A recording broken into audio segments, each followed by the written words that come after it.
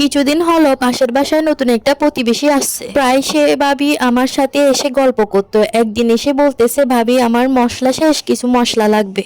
আবার আমি আমার সব মশলা বাটা কি করি ডিপ ফ্রিজে রাখি দিই। তখন ওই দিনও আমার সব মশলা ডিপ ফ্রিজে ছিল, তাড়াতাড়ি নামিয়ে দেওয়া আমার পক্ষে সম্ভব ছিল না। ডিপ ফ্রিজে রাখার কারণে মশলাগুলো জমে শক্ত হয়ে গেছে। যেহেতু ভাবির এখন মশলা লাগবে, তাই আমি কি করলাম, ভাবিকে পুরো মশলার বাটিটা দিয়ে দিলাম। বললাম, আপনার যতটুকু প্রয়োজন অতটুকু নিয়ে ফ্রি হয়ে বাকিটা আমাকে দিয়ে যায়। প্রায় 2 ঘন্টা পরে সে ভাবি আমাকে বাটিটা দিয়ে গেল। আমি আর কুলে চেক করি নাই ভাবি কতটুকু মশলা ব্যবহার করছে। আমি ওই অবস্থায় বাটিটা ফ্রিজে ঢুকাই রাখলাম। তার কয়েকদিন পর আমি রান্না করার সময় রান্নাঘরে গিয়ে দেখলাম আমার কাঁচামরিচ শেষ। জামাইকে যে আনতে বলবো ওটাও আর মনে ছিল না, তাই ভাবলাম ভাবি থেকে 2টা কাঁচামরিচ নিয়ে আসি। যেহেতু তার সাথে আমার প্রতিদিন কথা হয়, ভালো একটা সম্পর্ক তৈরি হয়েছে, আর ভাবি তো মাঝে মাঝে আমার থেকে যে কোনো কিছু নিয়ে যায়, তাই আর 8-5 না ভেবে ভাবির কাছে চলে গেলাম। ভাবিকে বললাম, ভাবি আমাকে শুধু 2টা কাঁচামরিচ দেন, আমি তরকারিতে দিব, বেশি কাঁচামরিচ দেওয়া লাগবে না। এই কথাটি শোনার পর দেখলাম ভাবির মুখটা কালো হয়ে গেল। শুরুতেই কিন্তু ভাবি হাসি দিয়ে কথা বলছিল,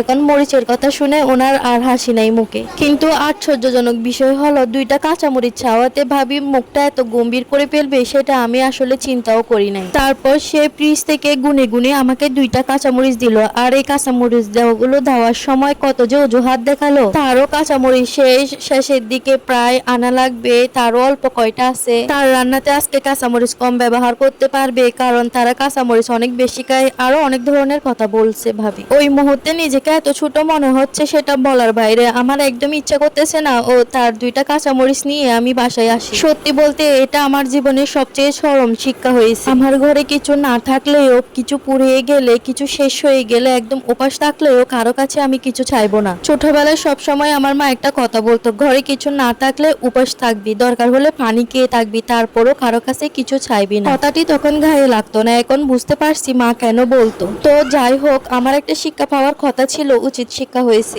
আজকে নিজের ভুলের জন্য অন্য মানুষের মুখ কালা দেখেছি। অথচ ভাবি যখন নতুন এসেছে তখন আমি অনেক কিছু ভাবিকে দিতাম। যেহেতু নতুন বাসায় উঠলে অনেক কিছু প্রয়োজন পড়ে, তাই আমি ভাবিকে কখনো কিছু মানা করতাম না, বলতাম সবসময় আইসেন, যা লাগে তা নিয়ে যাই। কখনো ভালো মন্দ কিছু রান্না করলে ভাবি আর ভাবির বাচ্চার জন্য আমি আলাদা বাটি করে পাঠাই দিতাম। ভাবি সন্ধ্যায় আমার বাসায় আসলে আমি অস্থির হয়ে যাইতাম, তাকে কি কি নাস্তা খাওয়ানো যায়। এমনও দিন হয়েছে আমাদের নাস্তা করা কমপ্লিট হয়ে গেল, ভাবি আসলো, আবার ভাবির জন্য আমি আলাদা করে নাস্তা বানালাম। কাউকে কিছু করে খাওয়াতে পারলে আমার অনেক খুশি লাগতো। এই অভ্যাসটা আমার ছোটবেলায় থেকে, কেউ আসলে বাসায় আমি তাড়াতাড়ি করে বিভিন্ন রকমের রান্না করে সবাইকে খাওয়াতাম। তো আমার মন খারাপ দেখে রাতে আমার স্বামী আমার থেকে জিজ্ঞেস করতেছে, কি হয়েছে, তোমার মন খারাপ কেন? তো আমি বাকি কথাটা আমার স্বামীর সাথে শেয়ার করলাম। তখন উনি আমাকে বললো, তোমাকে আমি কতবার বলছি কারো কাছে কিছু চাইবা না, কারো কাছে যাবা না, তোমার কিছু প্রয়োজন পড়লে শুধু আমাকে বলবা, আমার আসতে হয়তো দেরি হবে, তারপরে একটু অপেক্ষা করবা। আসলে বর্তমান সমাজটাই এরকম, দিতে গেলে হ্যাঁ, নিতে গেলে না। ফেসবুকে ঢুকতে এই লেখাটা আমার সামনে আসে। লেখাটা পড়ে বুঝলাম যে আসলে অচেনা কোনো মানুষকে আপন করে নিতে নেই, যোগ্যতা অনুযায়ী মূল্যায়ন করা উচিত, বেশি পেলে কদর বুঝে না।